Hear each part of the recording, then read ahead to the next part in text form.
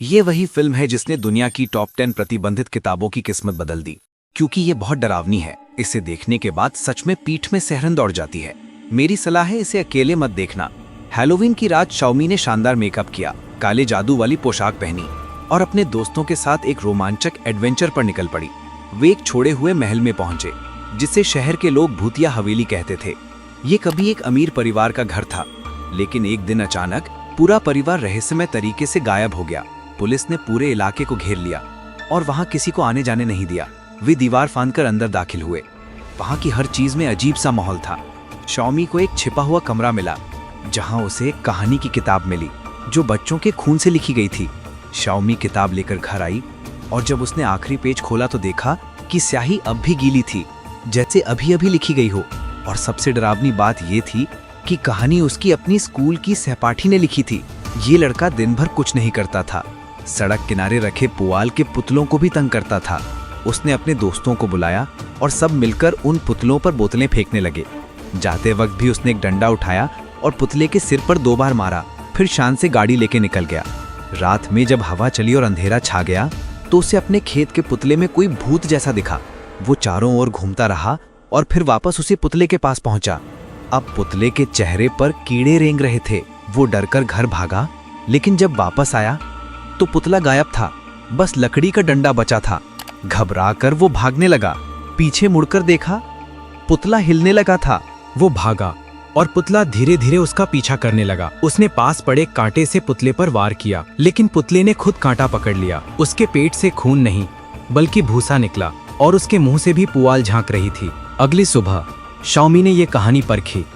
जब वो खेत पहुंची, उसने देखा वही लड़का अब पुतला बन चुका था और पास में वही खून से लिखी किताब रखी थी, जो खुद ब खुद लिखना शुरू कर चुकी थी। इस बार किताब में उसके सबसे अच्छे दोस्त की कहानी लिखी जा रही थी। डरकर उसने किताब फेंक दी, पन्ना फाड़ने की कोशिश की, लेकिन अगले पन्ने पर भी वही कहानी लिखी जा रही थी।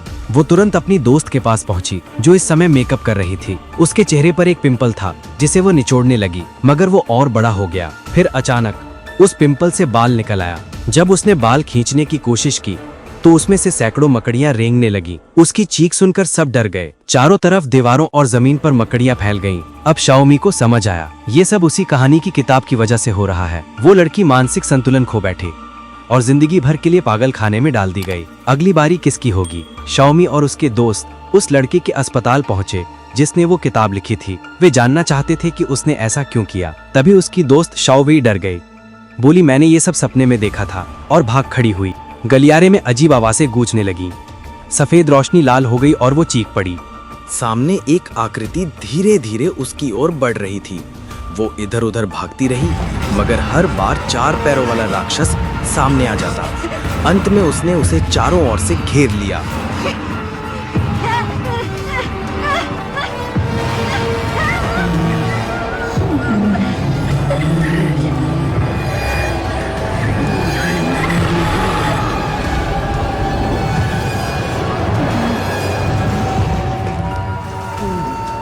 जब शाओमी वहां पहुंची तो जमीन पर शाओ वे की कलम पड़ी थी, लेकिन वो खुद गायब थी।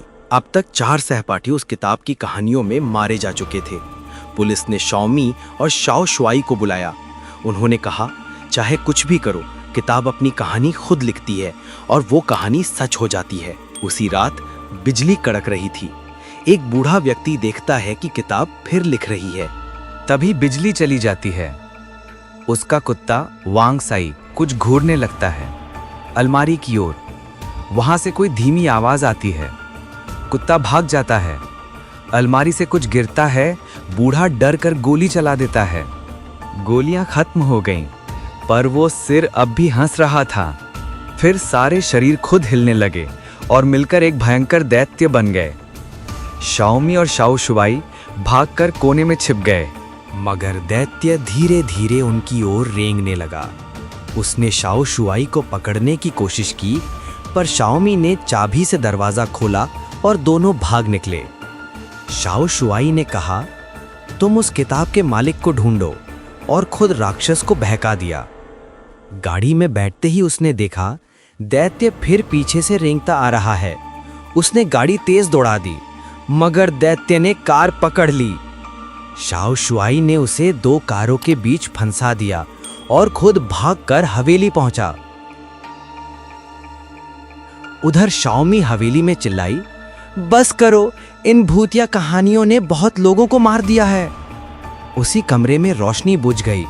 उसके सामने एक भूतिया औरत बैठी थी जो धीरे धीरे उसकी ओर बढ़ी। शाओमी ने हिम्मत कर कहा, हम जानते हैं कि तुम्हारे साथ क्या हुआ था। हम वादा करते हैं तुम्हारी सच्ची कहानी दुनिया को बताएंगे। भूत मुस्कुराई और उसे एक खास कलम दे दी।